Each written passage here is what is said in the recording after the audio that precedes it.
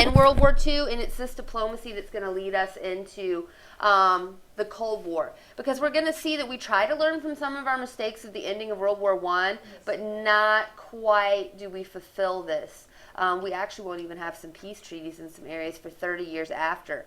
And so, yeah, we're going to see that we try and fail. Some of this is going to be a little bit better. Some of it's going to be like really tense. And that's what a Cold War is. A Cold War is a war where there's not shooting or bombs being dropped, versus, I guess, what you'd call a hot war.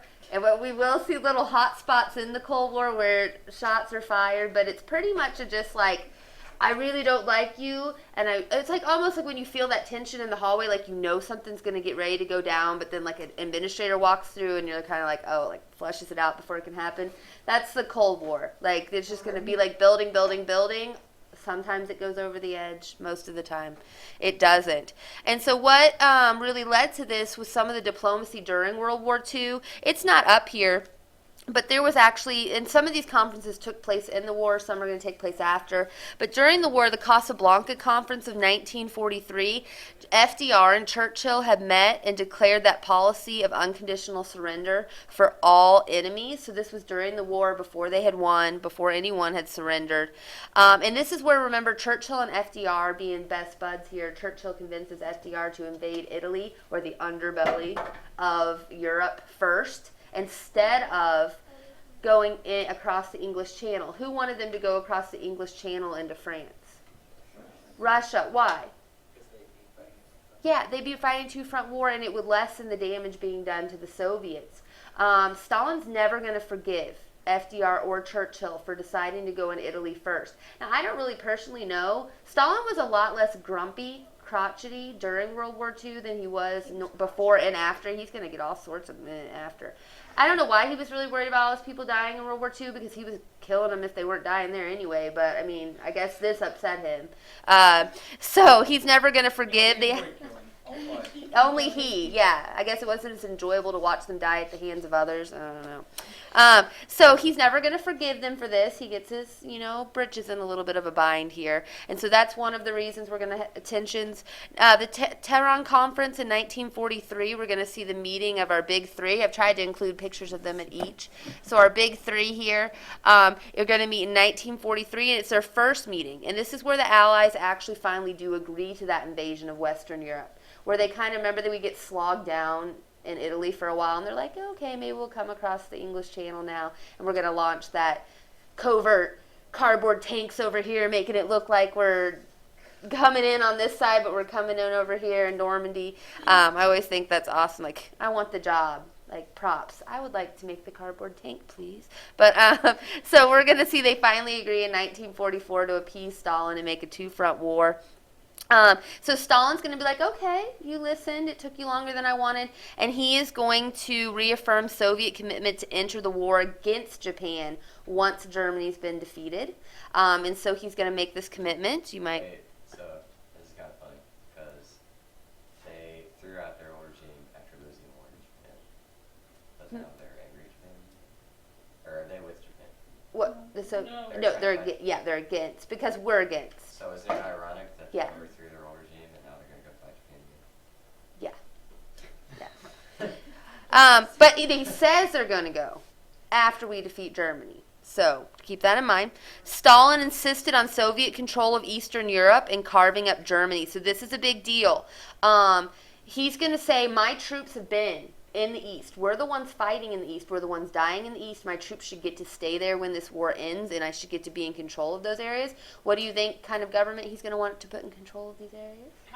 Communist, okay? And his troops are there, and our troops are not there. So keep this in mind. And he wants to carve up. Like, I don't think of the really good, I think of my husband carving the turkey on Thanksgiving because he sucks at it. I've taken that over. This is how Stalin wants to carve up Germany. He doesn't want it to be able to be put back together. Not like the nice, and it's coming out and all, on the commercial with the slices of, no. He's, I want Germany to never rise again. Because what happens every time Germany rises? What happens to Russia? Yeah, a lot of Russians die. And so instead of France being the one that wants to really mess Germany up this time, Stalin wants to cut it up, carve it up. Roosevelt is going to act as a mediator between Stalin and Churchill here to achieve a post-world peace within the construct of the United Nations. And so the United Nations is going to come here at this point as a replacement to the League, because, I mean, that League was really successful at collective security. So we're going to replace it with something they're going to feel is stronger. We'll talk about that more in just a little bit. Then we're going to get the Yalta Conference in 1945. The big three are going to meet again. And look how old we're getting here. Like, yeah, okay. Almost like such a nice guy in that picture. Yeah, I know. Always so sad. Like, oh, what you guys talking about? What's up? Yeah, I don't know. I mean, he's got kind of like a, like happy little face here too. Maybe he's just photogenic. Photogenic, yeah. So Stalin is going to agree again to enter the Pacific War within 3 months after Germany's surrender, so to go against Japan with the Allies. Stalin's going to agree to a declaration of a liberated Europe, which called for free elections. Circle or star this. This is like, yeah. Free elections are promised. We're going to talk about how that doesn't happen. So, we're going to call for the United Nations to meet in the United States beginning in April of 1945. The Soviets are going to be allowed 3 votes in this. This is a big deal within it because that means that we're going to have some communist say. So it starts out with really good intentions of like, hey, we can work together. Capitalist and communist democracies and we can do this. You get votes, we get votes. But then there's going to be U.S., Britain, the USSR, and France and China to be permanent members of the Security Council, which have veto power. So they have the most power. So you might want to keep that in mind. They still have the Security Council and the United Nations today, and they're still on it today. They still decide things like, is this a no-fly zone or is this a demilitarized? So we have ultimate veto power like within these nations do. And so we'll talk more about that as we move on. Germany is going to be divided up into occupied zones after the war, and a coalition government, because Stalin's troops are there, of communists is going to be set up. The USSR will be allowed to keep its pre-1939 territory, and we're going to accept that the Soviet is able to keep some control of all of those places that it's occupying right now. That leads us into the Potsdam Conference in July of 1945. Stalin, our now U.S. President Harry Truman, because FDR is going to die, and British Prime Minister Clement Attlee. So it's two newbies. Churchill lost the election in 1945 to be prime minister, and so we'll have Attlee at the Potsdam Conference, and then we have a death, and so we'll have Truman, who is not nearly the politique that Roosevelt was. Come on, he's young. I mean, not young, but in the sense of like FD. Yeah, he was young compared to that, and he kind of like he's going to come into all of this, and he's going to be a little more hardlined. I think would be the word. Yes, Ben. Why in 1944 did Churchill lose the election even though they were in prime 4 times? Yeah, Churchill it's a favor of his party that kind of loses the election. And I think it has a lot to do, Churchill was great in what he said, and he was a critic. And the things that he said did come true, but he was a little more hardlined as well, and rightfully so. Like the speech that he's going to come to good old Missouri to give during this time period is going to be very accurate about the Iron Curtain and about what Stalin wants to do. I still don't think a lot of people in Britain wanted to hear that. I still think we have some idealism going on here. Good question, though. Yeah. I'm a fan of Churchill. You guys know I was not a fan of his predecessor, but I like him. I think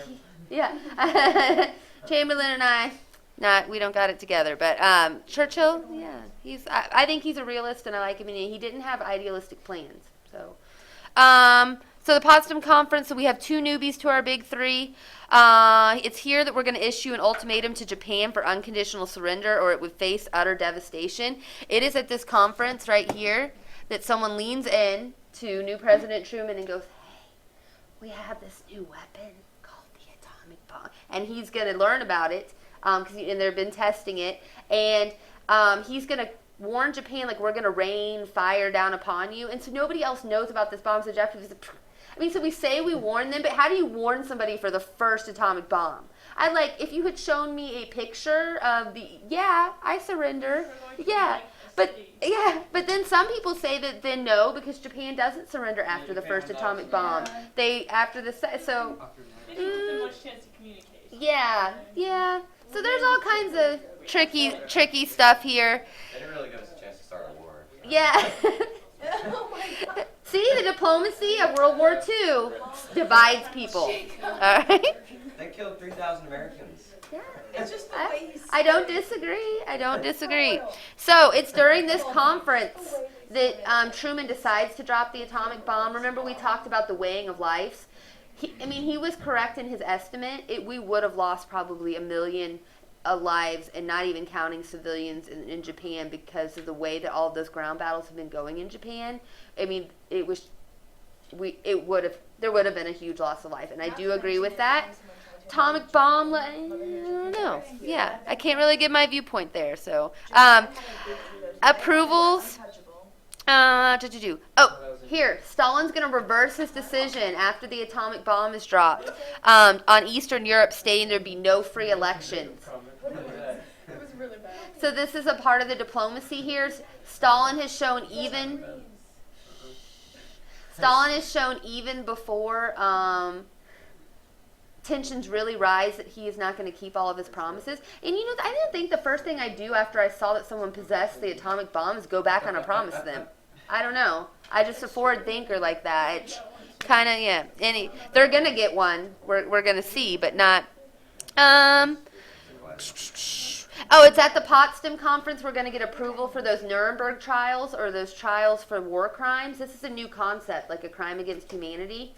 And you know, if you think about it, I'm not like promoting what the Germans did, but the Germans have been forced to take an oath to Hitler and to the Hitler Youth. I mean, so they're like, what? Like, I was supposed to break my word, break my promise, which was you weren't supposed to do, like in military things at that time. That was, you know, being a traitor.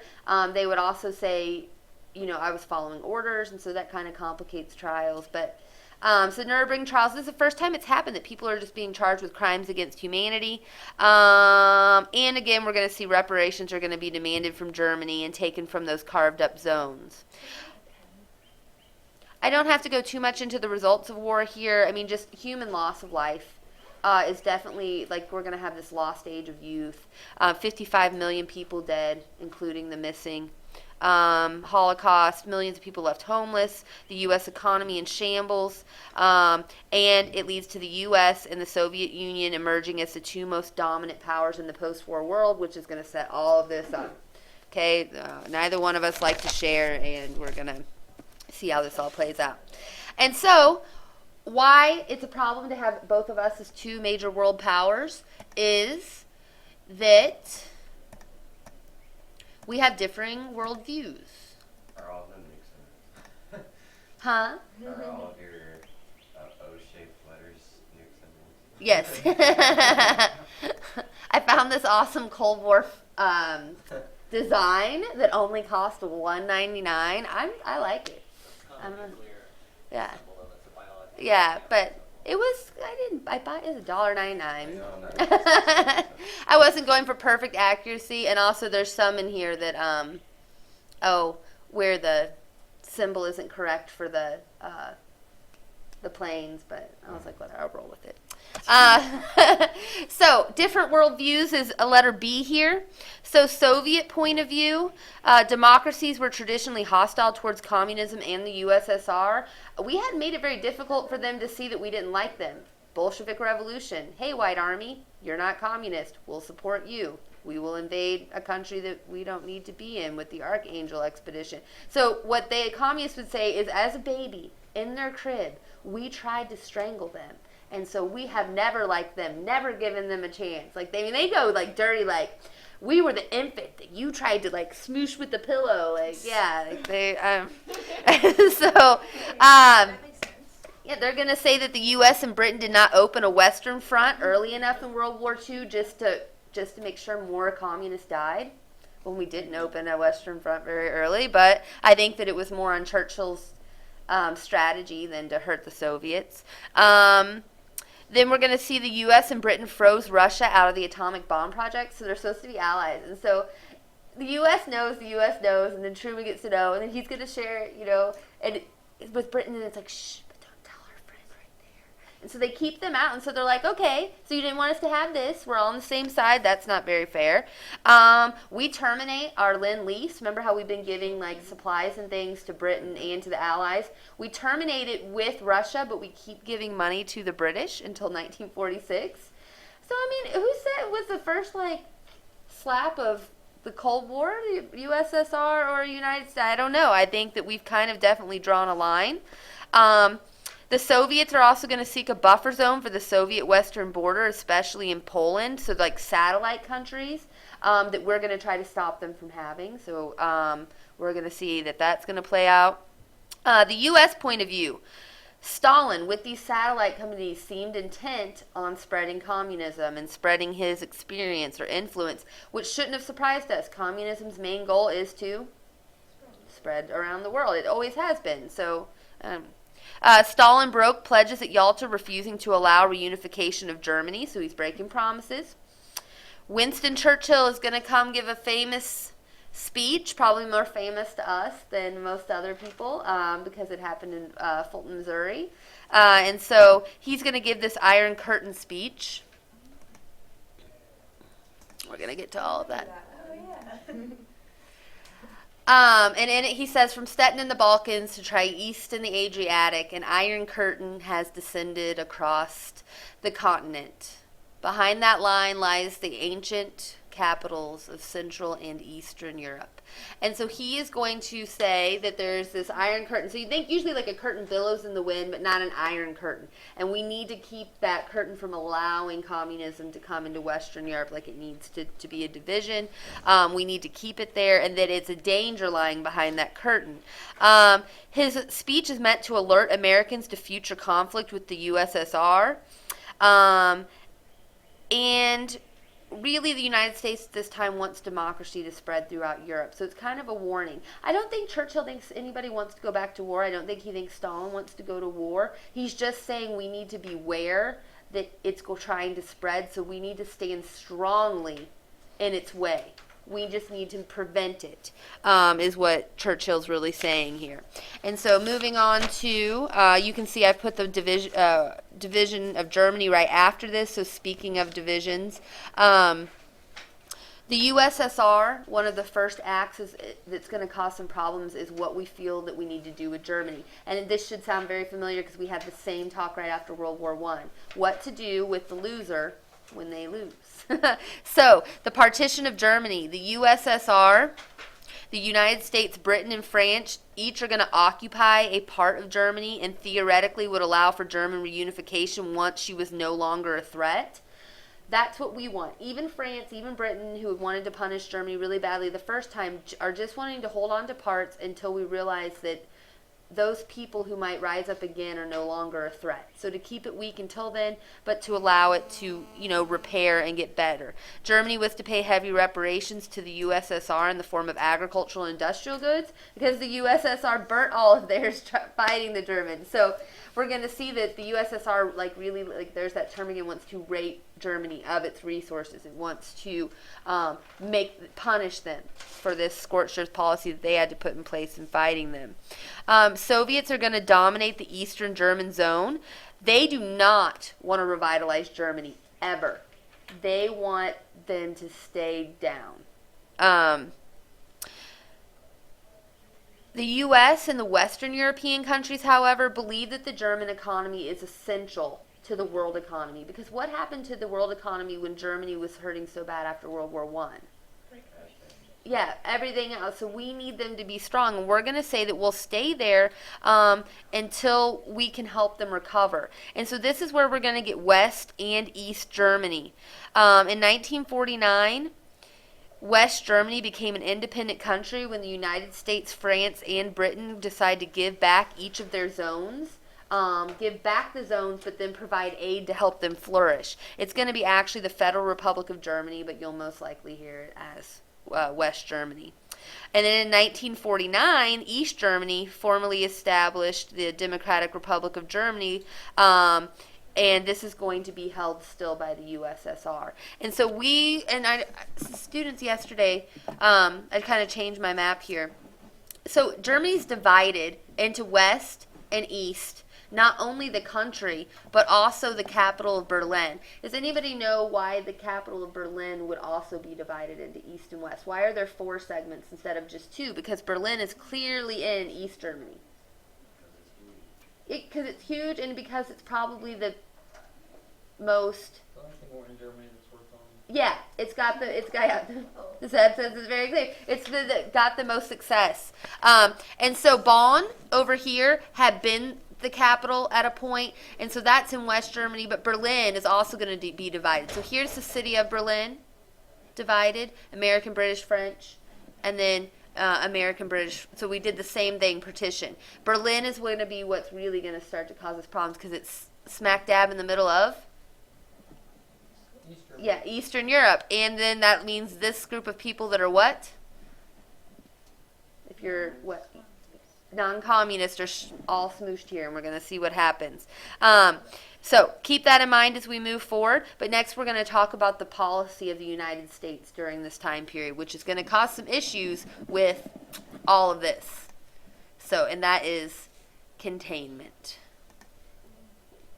So first is the Truman Doctrine in 1947. Truman, being our president, is going to establish the United States policy of containment that will last 4 decades. What's happening is Greece is in a civil war that might lead to communists taking over. The United States is like, uh-oh, okay? We very clearly do not want communism to spread, although we haven't expressly stated that we don't, and so the Truman Doctrine is going to give us that. The United States, under the Truman Doctrine, is going to give aid to Greece, $400 million of aid, not fighting, but financial aid, because where does communism creep up? What kind of countries? Poor countries. Okay, people that are really unhappy. If your economy's good and we give you $400 million, then it shouldn't seep in, right? So that's kind of our policy here. And the United States pledges with the Truman Doctrine that we will support any country financially that was struggling to defeat communism. And here's a part of the Truman Doctrine. The United States should support free peoples throughout the world who are resisting takeovers by armed minorities or outside pressures. We must assist free peoples to work out their own destinies in their own way. That is like Woodrow Wilson's self-determination right there, but their destiny only if they choose to be democracies, okay? So, and so the aid is given, but we don't send anyone in to fight, so keep that in mind. Following off the Truman Doctrine, the United States is also going to put into action the Marshall Plan, or the European Recovery Program, given to us by Secretary of State George Marshall. The U.S. is now going to send massive financial aid of, I've seen $12.5 to $13.5 billion. Okay, I've seen tons of different numbers there within that range. Send a massive financial aid package, I'm going to say $13.5 billion to help war-torn Europe recover from the war. The purpose is to prevent communism from spreading into economically devastated regions while fostering trade between the U.S. and Europe. It's a great thing. We recover the economy because their recovered economy is good for our economy, though. It's not just selfless. We also want to prevent communism from spreading. But if these people have money and enough food, then they can spend money on goods. And where would they buy those goods from? Us. Okay, so it also pumps money back into our economy. The result is that Western and Central Europe are going to recover economically, and if you see this on the AP exam, this is going to be called the economic miracle, and this is what they're referencing. It is like night and day in Western and Eastern Europe at this time. Western Europe is going to become new and revitalized. Eastern Europe is in shambles and rubble and bullet holes and still in walls and people starving, and we're going to see this drastic difference. Why? Because we offered this to everyone in Europe. Stalin rejects it for anywhere that he is holding, and he tries to block it from any Eastern European country that might come under his hold. So that little political cartoon in your packet here, Stalin playing basketball, blocking the shot, he's blocking the funding. He's blocking the funding to Eastern Europe. Okay, and so after this, kind of now our policies. I want to bring you back to the Berlin crisis, okay, or the Berlin blockade. where we left off with what's going on in Germany.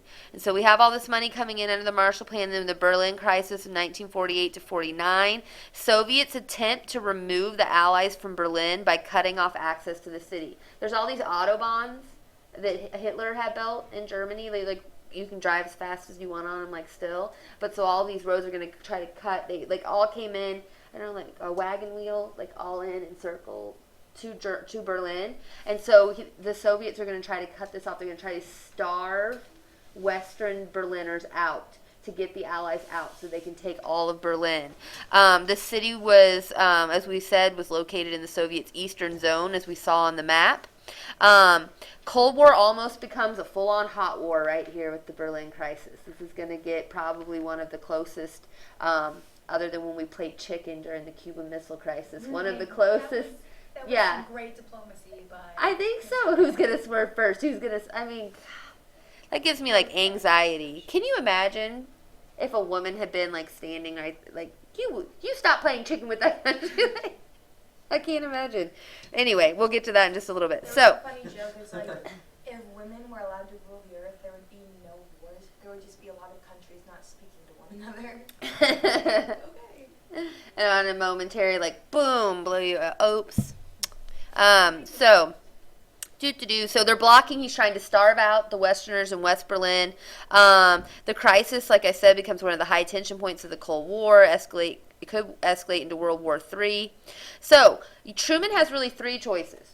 I mean, if you think about it, it really only has three. One, he can break the blockade down, which is going to immediately result in World War III. So maybe not ready for that yet. Option two, he can just let Stalin have Berlin, all of it, but the United States has a policy of containment, so that would make us look pretty stupid. And then three, he can fly in supplies. And so the option he chooses, option three. The U.S. is going to organize a massive airlift of 277,000 flights into Berlin, carrying food, medicine, and other necessary supplies, like toilet paper. Can you imagine 2 million people trapped without toilet? Oh my Yeah. That was Europe for like Yeah. thousands of years. Yeah. But, you know, once you had it, do you really want to go back? Yeah, I think that's something I wouldn't give up. Okay, and so at its peak, a flight landed every 45 seconds. And not all of the flights landed. A lot of things are going to be dropped by, like, with little parachutes. Yes, sir. The fun fact is about this that after World War II, they started decommissioning U.S. bombers, and so they finally had to use for the war. Korean Yeah. So, yeah. Jobs again. And there's one really famous, and I think, oh, now I can't remember which picture it is. I think it's this plane. Is the Candy Bomber. This guy gets the name of the Candy Bomber. So he was dropping supplies and stuff and had landed to, like, refuel in the western part. And these kids would run up to see the planes because, you know, it's a normal kid, like, ooh, planes. And he wasn't delivering candy, but he had, like, candy on his person, like, in his pocket. And and these kids have not seen anything like this. Like, you just don't have, like, sugar. Like, you don't get benefits like this. And I guess what had happened, like, he'd run out, like, so more kids would show up each time. And he ran out, and, like, he turned and watched, and this little girl had, like, split the candy with her little brother or something. And they're, like, holding the wrapper to their face, just, like, inhaling, like, the smell of it. Like, that's just, and he's like, oh, my gosh, like, we can't let, you know, we just can't let this happen. So he starts dropping with, it's not like, you know, those people at the parades that throw candy at you, and they're, like trying to get you. He's not like that. He's like floating them down in parachutes or when he makes the stops. I hate those people do that on purpose. So it's all fun and games, so you lose an eye. But so he becomes the Candy Bomber, and what it said is that milk becomes our weapon of democracy. Because think of who we're delivering all this stuff to. We were just fighting Germany, not just in World War II, but in World War I, and now we're giving them $13.5 billion in aid, and now we're sending candy into the kids. And so milk becomes our weapon of democracy.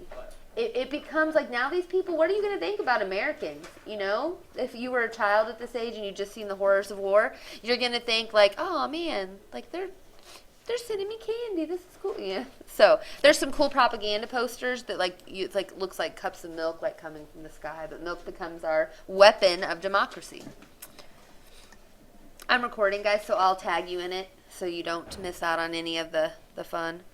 So next we're going to get the North Atlantic Treaty Organization, still in effect, still today, 1949. It was created. This is in reaction to the Berlin crisis,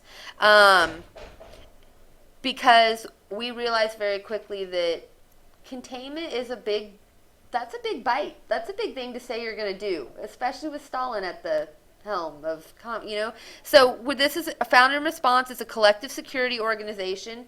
I mean, I don't know why they didn't just keep the League. It was so effective. It consisted of the democracies in Europe, the United States and Canada, to prevent against Soviet expansion in Europe.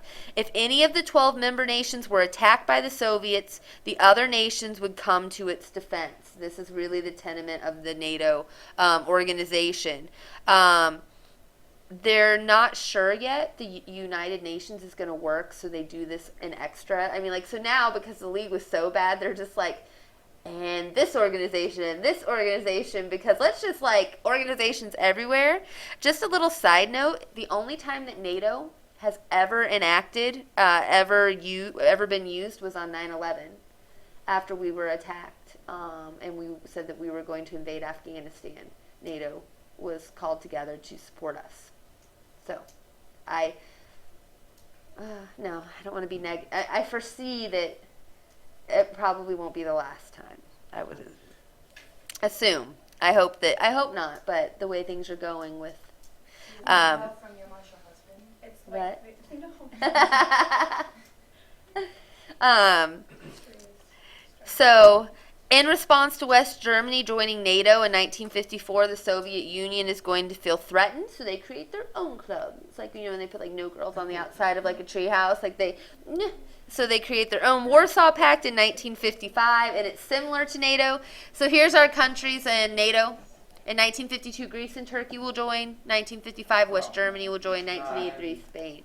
And Warsaw Pact is going to be our Soviet nations. That's the USSR, Albania, Bulgaria, Czechoslovakia. I know it's not Romania. I don't know what I was typing. Romania.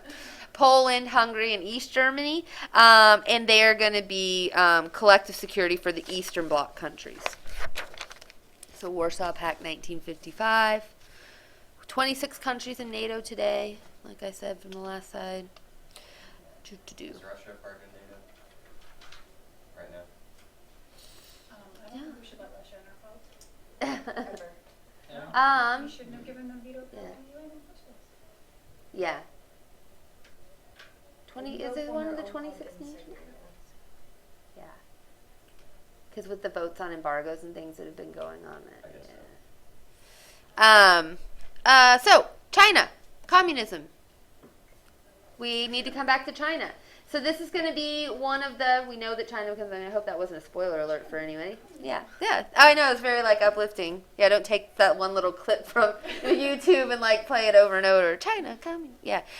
So there had been some fighting going on in China before the war. And it's going to pick back up after. And so before I get into this, we have a policy of containment, but I don't quite consider this a failure for the United States because it was going on before the war. It had just, when you get occupied with war and things like that. And so we have this guy, Mao Zedong.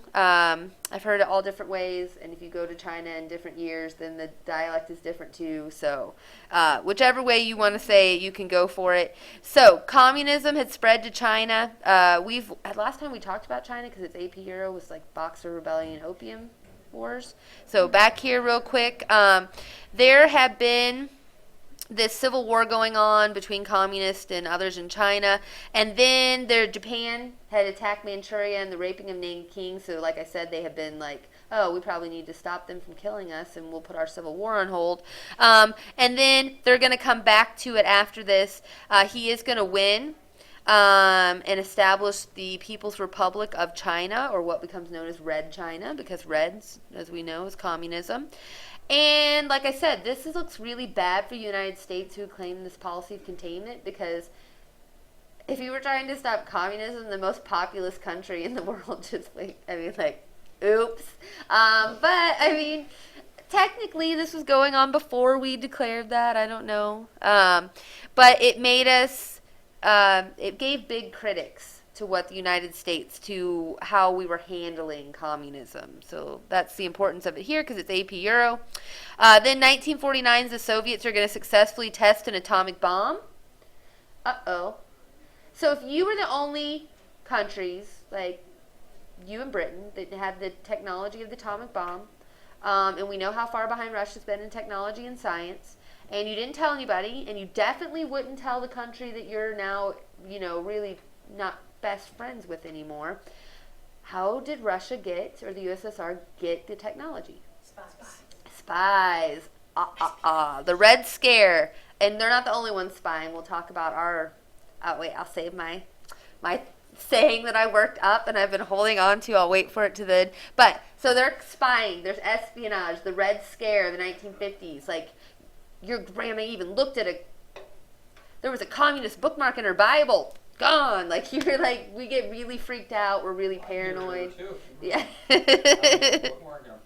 Yeah, I don't know. I couldn't think of anything else. Yeah, it didn't take much convincing, and you were glowing. There's a big fear of us giving information to the commies, and that we would become communist, and the workers would rise up. All of that. So I'm going to come back to that in a little bit because something else is going to happen right here in terms of communism spreading. But I wanted to give you some background that the USSR now has atomic weaponry as well, and China's just become communist, and now we need to look at Korea. So, the Korean War 1950 to 1953, communism tries to spread again. During World War II, Korea had kind of stopped their inner fighting. And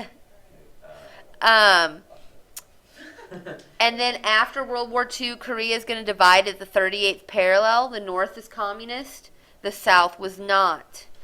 So, in 1950, North Korea, supported by the Soviets, is going to invade South Korea, trying to do what? Yeah, make it communist, and we should be united. So, the United Nations, led by the U.S. military and General Douglas MacArthur, are going to send forces to push back communists because we've said that we have a policy of containment. Very good. And something about MacArthur. He's a great general, although he's going to do something not so smart here. But the reason that he's put in charge of this is he's been in Japan still since World War II. So it's kind of like, tag you're at your closest. Like, there you go. He goes in. He's successful at first, pushing them back across the 38th parallel. So, because he's a good general.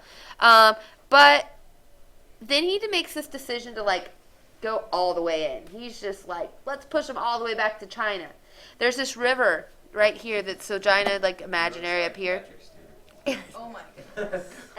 There's the Yulu River right here, and China's right here. And the president says, don't go anywhere near that river. The last thing we need is a newly communist China on our backs, the most populous country in the world.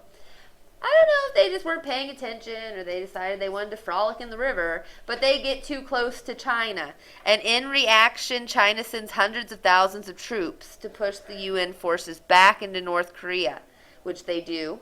And a result, this war doesn't end. It's like an armistice, like a ceasefire, just like we had in the World War. But it's reached in 1953, and the border then is restored. So all of this territory we gained up to here is lost, and we restore it back to the 38th parallel. So kind of like trench warfare where nothing's ever gained. But we did keep it from spreading. And this ceasefire, just for interesting note for you, because, there's always problems in Korea. It's on the news all the time, has been when I was in high school. There is still no peace treaty today. This war is still officially on. It's on. There's a ceasefire, but there's no treaty. So, just future diplomatic endeavors that you ensue upon, you may want to stay clear of a country that does not yet have a peace treaty of a really, really long war. What? A few months they decide to try and kill each Yeah. other and nothing happens. Yeah. So, just so you know. And then, more war technology. The hydrogen bomb is going to be developed by the United States in 1952 and the USSR in 1953, so shortly after. It's far more destructive, I think. I don't know. Zeb's our sciencey guy. I don't know what hydrogen bombs are measured, watts, horsepower, but it's 100 times more Horseback. horsepower, more, it's 100 times, There's a lot more little horses running Yeah. around in it, so it's just like, it's a lot more destructive. I don't know to say 100 times what. I don't know what It the, has a bigger radius. yeah, okay, 100 times wider, 100 times. Worse. The world now has 2 nuclear superpowers who are not best friends. So, keeping that in mind, this is going to give us a policy you're probably very familiar with, but probably under different terms. The policy of massive retaliation, or what you guys might know as mutual assured destruction, or MAD. And I always think of that picture of, like, I don't know if the show MAD was still on when you guys were younger, MAD TV, but like they had like the 2 red buttons, and like occasionally they do this skit where there's just these 2 guys, like one obviously communist and one obviously American, with their feet up, and like there's this big red button, and they're just all like, you know, snoozed out, just like waiting to push and they both go. But anyway, MAD. President Eisenhower.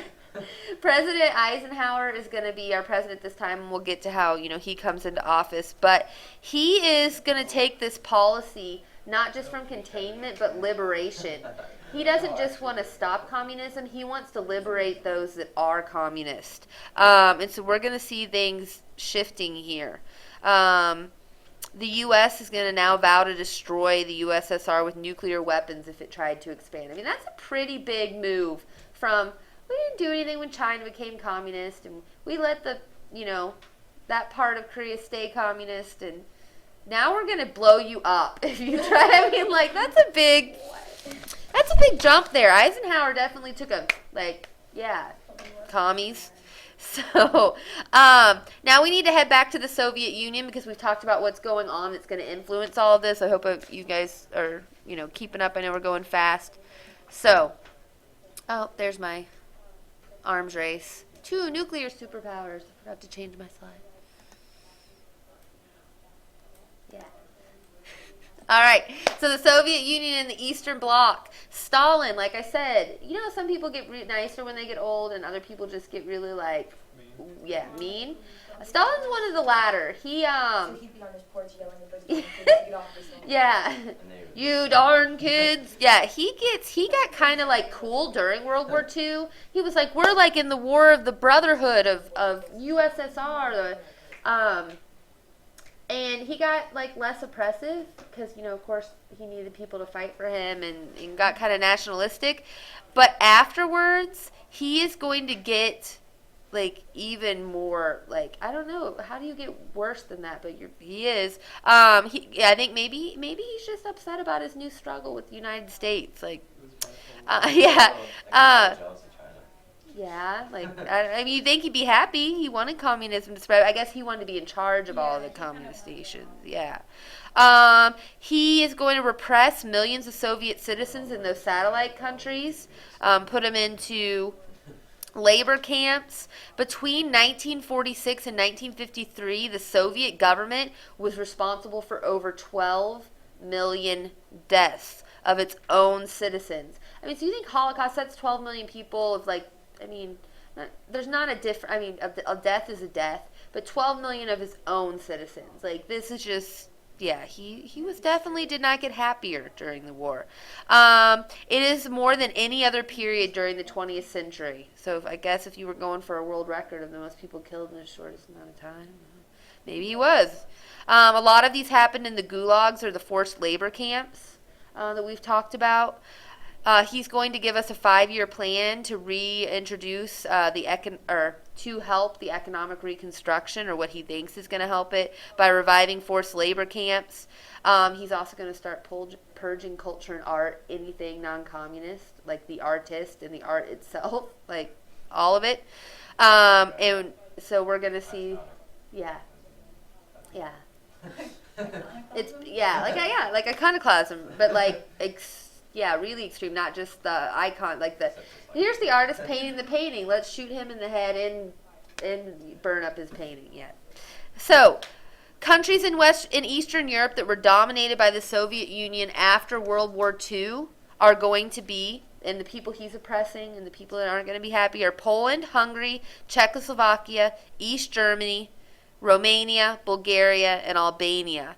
the Eastern Bloc countries, as they're known. So if you were asked, all of these were Eastern Bloc countries except on the AP exam, they like those except questions. And then if you were asked, I'll get to another except question here in just a second. But communist parties of Eastern Europe established one-party states in 1948 with the help of the Red Army and the KGB, or the secret police. And here's another except question. So all of these Eastern Bloc countries except Yugoslavia were dominated by the Soviets. So Yugoslavia is going to be led by Marshal Josip Broz Tito. Cool name, right? And they had been able to free themselves from the Nazis without help from the Soviet Union. And so they didn't have Soviets in there to lead things. And so they're the exception here. They had a mixed economy, so they weren't all communist or all capitalist, so they've been exposed to this. So over 500,000 Czechoslovakians who were seen as a threat to communist state were purged at the behest of Stalin. So we're going to see how he reacts to people who are not in tow with him. 200,000 arrested in Hungary, 180,000 in Romania, 80,000 in 180,000 in Romania, 80,000 in Albania, and an uprising in East Germany in 1953 will be crushed by Soviet troops. So my point of this part of the lecture is to let you know what people think is going to happen to them if they stand up to communism, and we're going to see how this plays out. Pretty much you're going to be stomped out, killed, or you disappear in the middle of the night. Post-war economic recovery in the Soviet Union, we know, is not going to take place with the aid given by the United States because Stalin blocked it. So Stalin is going to see his economic recovery go slow and a very uneven pace. 5-year plans are what are in place, and he's going to emphasize heavy industry and agriculture rather than consumer goods. So you could get an FRQ that tells you to compare and contrast Western Europe with Eastern Europe at this time, because it would be very easy, all this aid coming into Western Europe, the countries that were involved there, and then Stalin over Eastern Europe, slow. So keep that in mind. There's compare and contrast question here. Czechoslovakia was created after World War I, and so it's going to kind of be an exception as well. So here's another good. All of these nations except Czechoslovakia and the Eastern Bloc had trouble with their economy. Czechoslovakia had a well-industrialized. It was well-industrialized. It had a strong middle class. It had experienced democracy during the wars. And so it's going to be the economic exception. It's kind of like the shiny little, we have stuff. And we don't just have food. We have, consumer goods, too. In response to the Marshall Plan, where the United States had given all this money in 1947, Stalin is going to replace the Czechoslovakian government with a one-party government, communist rule. Because he thinks that Czechoslovakia is going to go to the enemy side, to the west, because they're more like us than they are like him. So he takes care of that real quick. Okay, and so then Stalin's going to die. I know you've all been waiting for this. I wish I had a really cool, Mussolini story, he was hung upside down outside of a gas station, but he wasn't. He goes up for dinner in his room and then to bed, and we think he has a hemorrhage or a stroke, and he doesn't come down for breakfast in the morning, and nobody goes to look for him because who's going to wake Stalin up before he asks to get woken up, right? So they don't find him until in the evening, and he's unresponsive, and they don't really. They're let's finish making dinner. We can finish the laundry. There's some papers to sign. They don't really hurry off to get medical help. I wonder why. Nobody really did yet. They want him to die. So he's going to die actually a couple days later. So, so Stalin's gone. Kind of a sad story, but it's kind of what you get, crotchety old guy. So, the USSR is going to come under control. One thing I need to say about Stalin, though, and about all people who come to power in history, leave a dang note. Leave a note of who's in charge after you die. How hard would that be? Just tell someone. So there's this huge power struggle after Stalin dies, just like there was after Lenin died. Yeah, but then people are that note's not. Yeah. They kill each other anyways. True. But at least make an effort. Don't be like Alexander, the Great, and just be I'll tell you in a little, knowing you're dying, and then just try to say it in your final word. Nothing, yeah. Just try. Try is all I'm asking. Anyway, Khrushchev is going to emerge after this battle or struggle as the leader. He is going to be very anti-Stalin. He is like, Stalin was like a cult. He was like, it's just his personality. He made people go crazy. And he is going to kind of take a stance against Stalin, what's called de-Stalinization, or trying to undo the Stalinization that was done under Stalin, because of widespread fear and hatred of his political terror. Agriculture was in a bad shape because of collectivization under Stalin. There were shortages of consumer goods. People had seen, like, oh, look at the West with all the American stuff. Like, so people had seen what's out there, and so he knows very quickly things need to change. And so he's going to call together the 20th Party Congress in 1956. He took a startling initiative against hardline Stalinists by denouncing Stalin's crimes in a closed session. So he says he is a criminal. He committed genocide, he committed torture, he committed execution, he was a failure as a communist, he did not accomplish Lenin's communism or Marx's communism. He gave a secret anti-Stalin speech, probably the most influential statement in Russia since Lenin's April Theses in 1917. He is going to give us the Gauss plan, where resources shift from heavy industry and the military towards consumer goods, so people can start to have those extra nice things. It's still going to be centralized by the government, though. Okay, so it's still not privately owned, but it's a good shift. He didn't just seek to prove that communism was as good as capitalism. He sought to prove that communism was superior to capitalism by changing how it was run in the country. He also began trying to woo other nations to come in and become communists with him in Asia and Africa, and such. He just wants to keep people from going to a democracy, really. And then one of my favorite things about, I think Khrushchev's a little off of it too. I mean, because you can tell me after we go through all of his little cycles here. But so one of the first thing he does, is his speech here. He is going to come to the UN meeting, and he is going to take his shoe off at the podium, and he is going to begin beating it on the podium as he says this: about the capitalist states, it doesn't depend on you whether we, Soviet Union, exist. If you don't like us, don't accept our invitations and don't invite us to come see you. Whether you like it or not, history is on our side. We will bury you. Never really quite get what he means by the "we will bury you" part, or the shoe beating on the podium thing through the entire thing, but this is what he says. Just saying, just to stay away while we Yeah, or talk to you. yeah, we're gonna I guess push a button. Yeah, I don't know. And so there's also gonna be, however, he in his de-Stalinization process, he's gonna allow some art to come in. I put this here because you guys might be familiar with some of it. Some things that are not like all just communist pro. Boris Pasternak's gonna give us Dr. Zhivago. If any of you have seen that, or the resulting TV show. Alexander Solstein is going to give us One Day in the Life of Ivan Dejanvik. I gave you this one because when I talked about the Gulag Archipelago, he's also the author of that. He survived a Gulag work camp under Stalin, one of the few. And so he is going to give us a really account that opens the world's eyes to the Gulag situation. De-Stalinization is going to result in communist reformers and the masses seeking greater liberty. Once Khrushchev gives them a little bit, they're going to want to take a lot.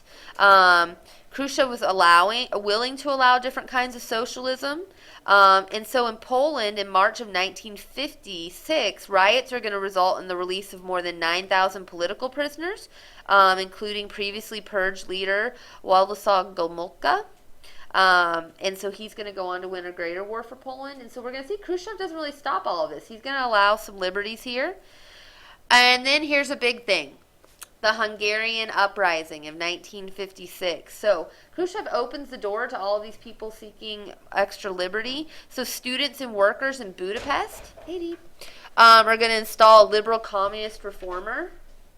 Thank you. Because we're going to see a lot of these movements are led by the youth at this time, which they usually are. You guys seem to be like more up for change than older crotchety people like Stalin. So the youth are going to put a leader called Imre Nagy as new chief in October 1956, and the Hungarian nationalists are going to stage huge demonstrations demanding non-communist parties be legalized, and it will turn into an armed rebellion. So here's all these kids climbing up on the tanks. They say that, you know, we want more than communism as an option, and it's going to spread throughout the country.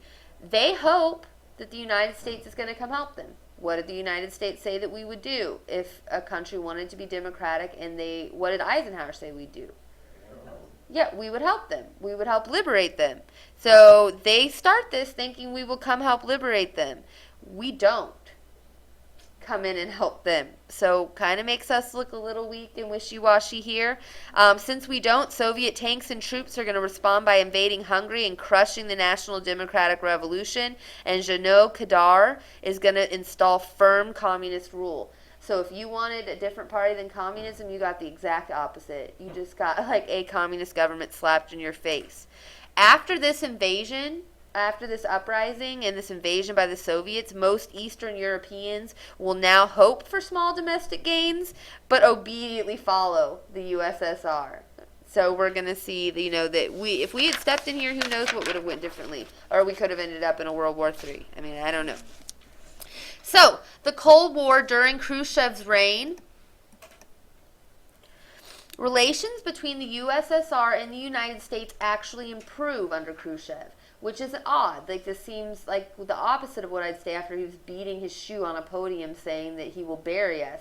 Our relations actually improve. Khrushchev sought peaceful coexistence with the West so that he could focus on improving the Soviet economy. So he's going to give us the term that he would rather be rivals than enemies. If that makes sense to you? So like an enemy is someone that you would like potentially like want to hurt. A rival is like, I mean, I hope that you were just a rivalry with Rockbridge, that you wouldn't like intentionally go out and hurt them. Yeah, it's a competition, not a like I'm out to get you. That's a good word for it. Thank you. I see that. And so we're going to see that Austrian independence in an act of trying to be a rival, not an enemy. Khrushchev is going to agree in 1955 to real independence for a neutral Austria after 10 years of Allied occupation. And this is going to result in a significant reduction in Cold War tensions between 1955 and 1957. We're at the top of page 8 at the Geneva Summit, for which my mother was named. 1955, July. The USSR is going to meet with the United States, Britain, and France to begin discussions on European security and disarmament.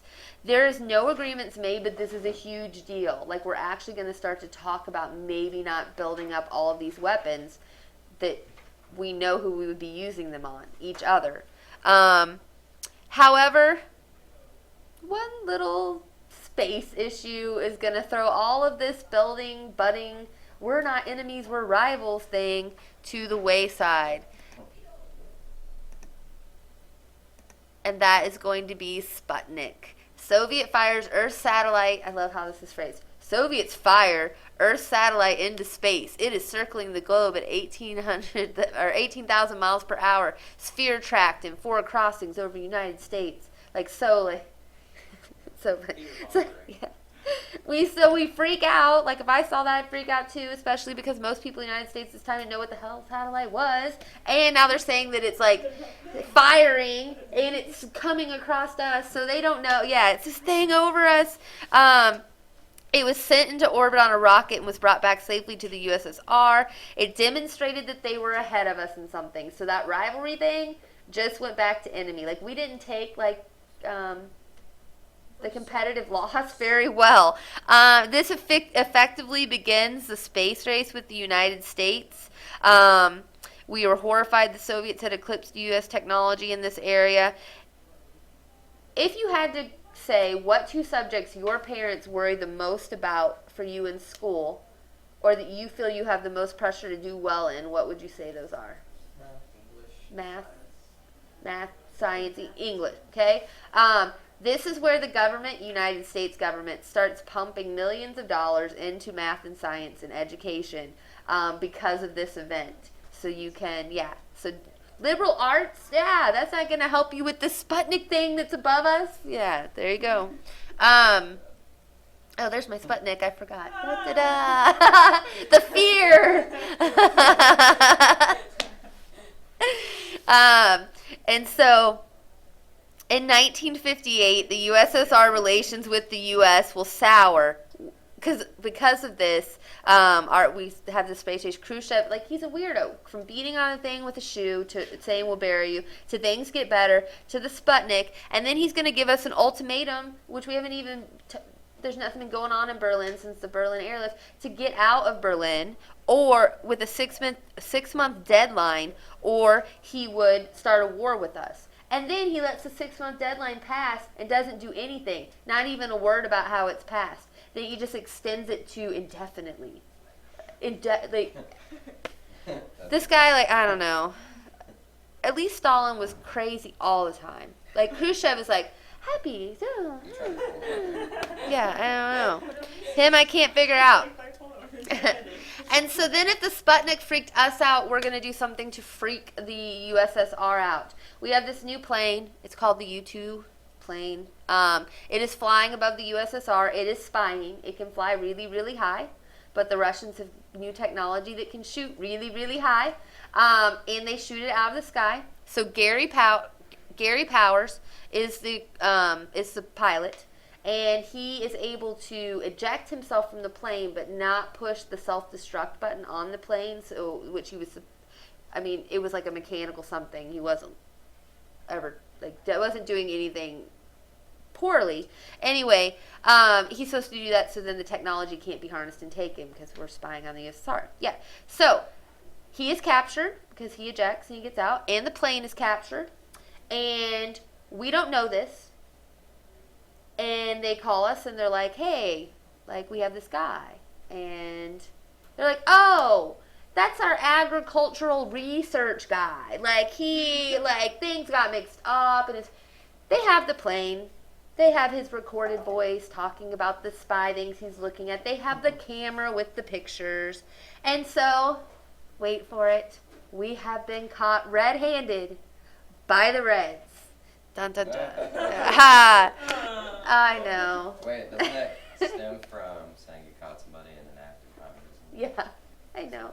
It's the only time I get to say it in my lecture. Anyway, so we were, so this guy survives, Gary Powers survives this, and then just my only little side story, because I wasn't going to tell it yesterday, and then they were like, you have to tell it. Anyway, so he survives this, which is amazing anyway. He's taken into a prisoner of war, and then, in true James Bondish-esque style, he ends up being traded back to us in a spy trade on a bridge where the Russian military is here and our military is here, and you have to, like, send them, and they cross in the middle, and, like, one at a time. Yes, yeah.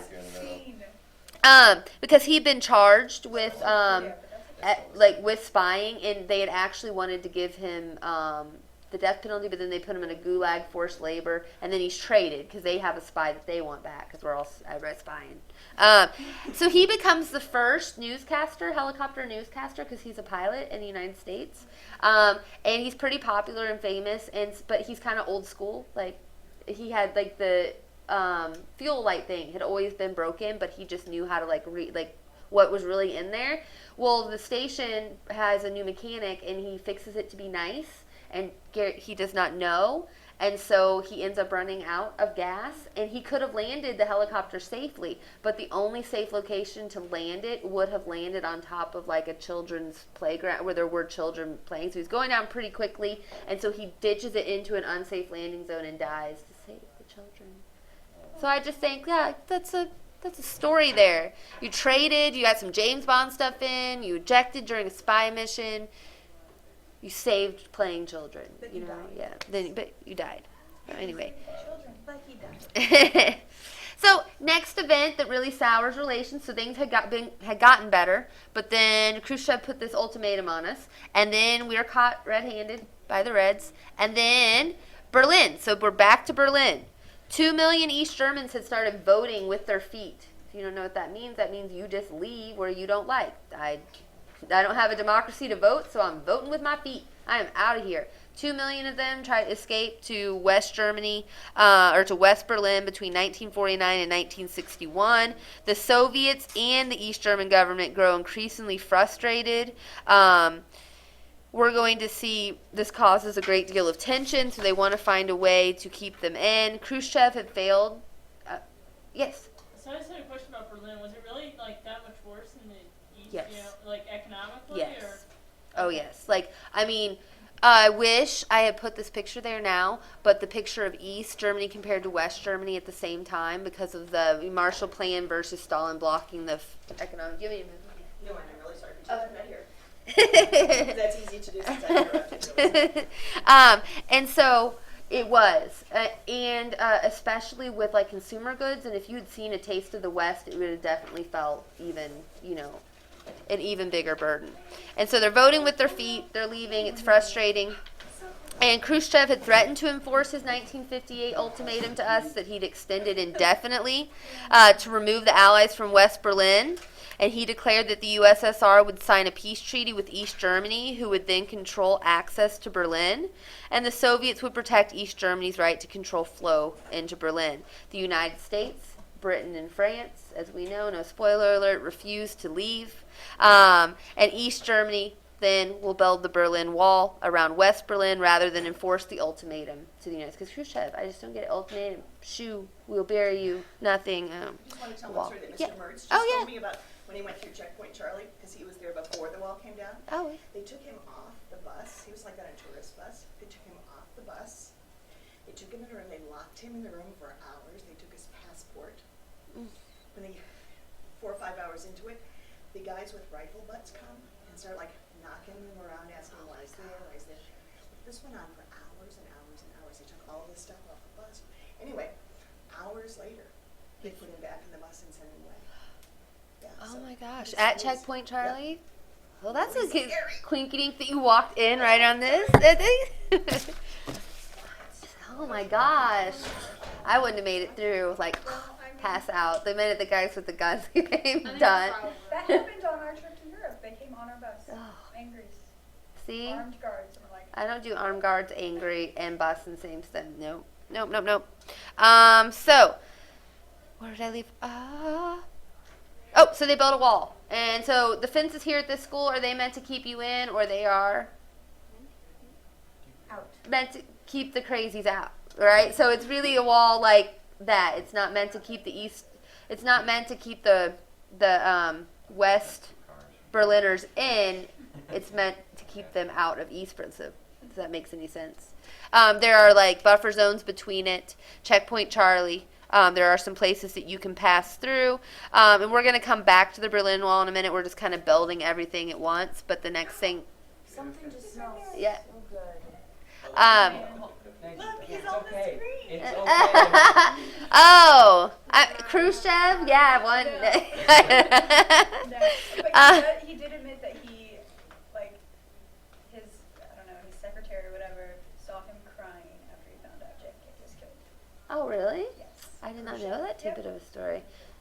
Khrushchev really underestimates him, as this says at the beginning. He thinks he's young. He thinks he's inexperienced. He thinks he can be rolled over. Remember, in like Eastern Europe, it is not a norm to have a young leader, and we're going to talk about that in a little bit. But so we're going to get the Cuban Missile Crisis is going to come in October of 1962. We're going to now. Okay, so we have. Khrushchev didn't follow through on his ultimatum. They built a wall instead. And now we're going to play chicken with them because we are all grown up in this circumstance. So Cuba becomes a communist country in 1959. And that's a problem because the United States, it says we're doing what to communism? Containing it or liberating it. And under the leadership of Fidel Castro and a staunch ally of the USSR, I think. Oh, there we go. Oh. Love that picture, right? That scares me. It actually makes my stomach hurt. Like, it really does. Like, I'm like, oh, that's just, yeah.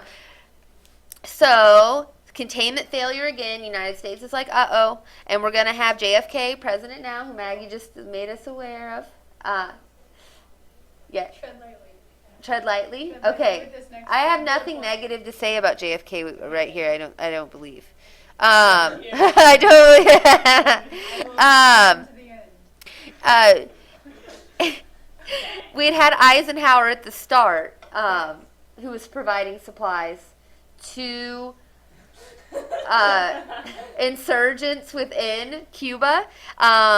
And is trying to keep it a secret from the world. So this is going to start off this kind of like we did with the Archangel expedition. Like we're funding against the communists, but trying to do it secretly.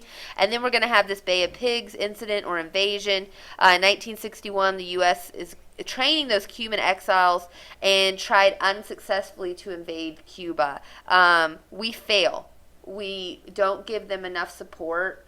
I think just mainly because we tried to keep it secret. We're in that like.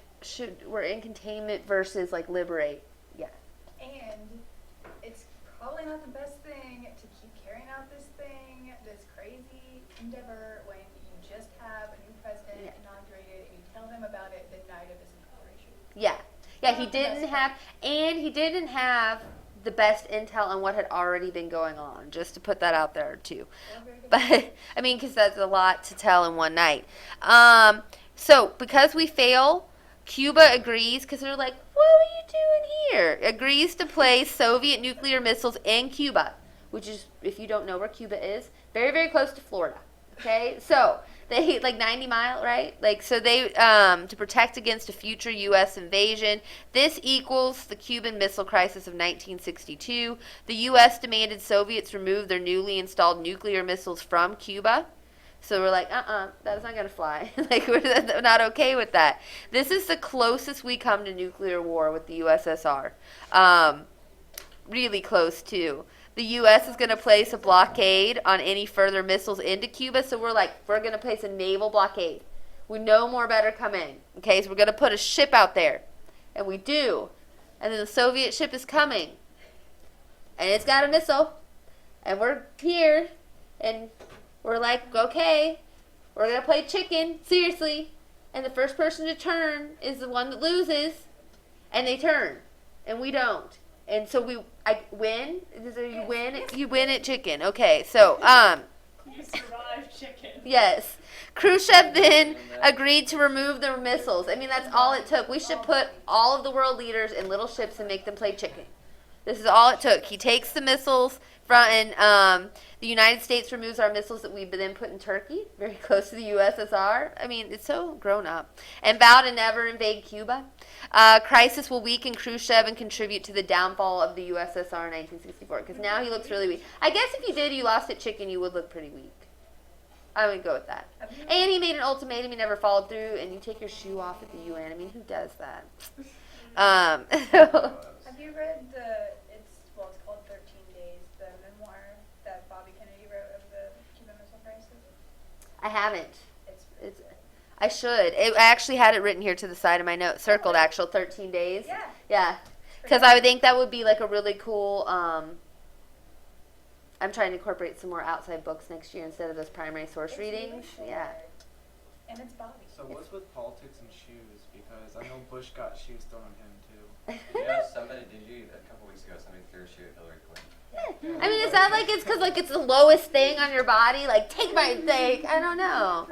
I mean, even in Hinduism, like the lowest caste is your I mean, in the Middle East, it's a very Yes, symbolic symbolic. act that happened a lot. I mean, historically. If you're gonna throw shoes at me, make sure they're Jimmy Choo and they got both of them. I'm okay with that.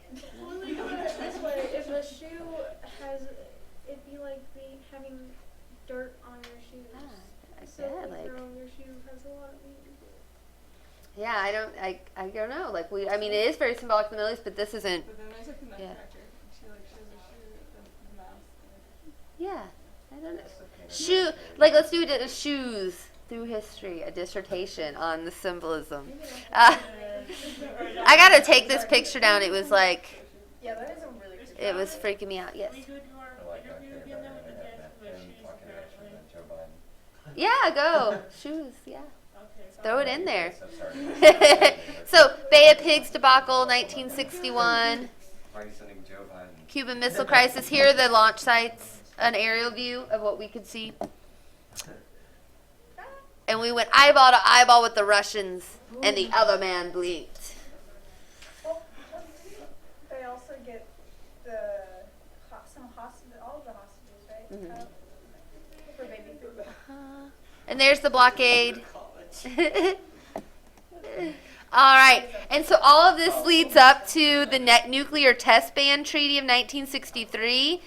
So finally, something positive that we're going to end on right here. The U.S., USSR, and Britain signed a historic treaty banning atmospheric testing. So now we've been testing all of these weapons, and we start to realize that A, we're not using them on anybody. B, we might actually just be hurting everybody and the environment. So we start to decrease the amount of atmospheric testings. France refused to sign because it is just now becoming a nuclear power. China becomes a nuclear power in 1964, leading to its estrangement with the Soviet Union. And then we're going to see the fall of Khrushchev, I guess is where I will pick up. The crazy guy with his shoe will leave us. So we got far. It's going fast. Like I said, packet 4 is really just my goodbye to you. I have typed pretty much every word. Did you guys feel like not have to write a lot for this? That's because the comprehensive exam is weighted more heavily than the other questions. So I wanted you to have very detailed stuff you can read through. You have a video that I will record third block today because I didn't know how far we'd get to watch, and your practice test to do. Next week, on Tuesday, John will be here. While you're not working with John, you're going to be reviewing with your group over your practice exam. On Thursday is your comprehensive exam. You may bring in 20 note cards for this exam. Remember, 20. You are more heavily weighted for Unit 9 and 10, so if you'd like to focus your attentions there. And then the following Monday, we are going to have our in-class timed writing, your last writing experience before the AP exam, is that right? I don't want to give you false information. I feel like all the dates are running together in May. You guys are probably feeling that way too. Yep, so we review next Tuesday. Next Thursday is your comprehensive exam. The following Monday is your in-class timed writing. I'll have just enough time to give you feedback individually, especially for those of you taking the AP exam, on things to still work on. And then Wednesday, you will be expected to be here. Remember, we have bagels, orange juice, and review. Any last-minute questions, last-minute de-stressing? Please don't forget I put the AP Euro exam folder on Edmodo with extra resources. I counted. I have 9 review books if you would like to check one out for me before this weekend or next week. Don't forget that John is expecting to at least see some scenes, and he would like to especially see some more cemented shooting scripts. Remember, 15 minutes, and people were freaking out once they started to put footage together, is the max. It does not set it as the standard. A lot of those videos we watched are much shorter than 15 minutes, and you can accomplish a lot in a short documentary. Is there any worries, concerns, or issues for me before you leave today? This video this weekend, it's very straightforward. You guys know about the Cold War, and it was the same in the U.S. as it's going to be here because it's between two powers. I hope that, we're done with curriculum. I am open to, after this video we're done. I'm for recording my last video for you. So, that's kind of sad. If I record videos through the summer, will you watch them? No. Wait depends on what they're on. Okay, maybe I'll find some fun, like the stories I didn't get to throw in, like the cool, yeah. If it's You can do a if it's podcast. modern Yeah. European history, You're done. What if it's my commentary on current events and crazy things I've heard about? maybe. So why is this- Review. I haven't heard back from anyone on wanting extra time for reviews. This weekend I know is prom. I am available to stay after school on Tuesday, next week, and Wednesday. I can be in any time in the weekend next weekend. How many questions are on our test? 80. 80? It'll be exactly as many questions as this practice exam. I have given you the answers. Please, please, please be the integrity of yourself. Take the exam first and then look at the answers. please email me with any questions about any of the answers. I've tried to keep the same content in the actual exam. It only counts as a test score, so no worries. Your final is still your video, which is, the 10% of your grade overall. All right.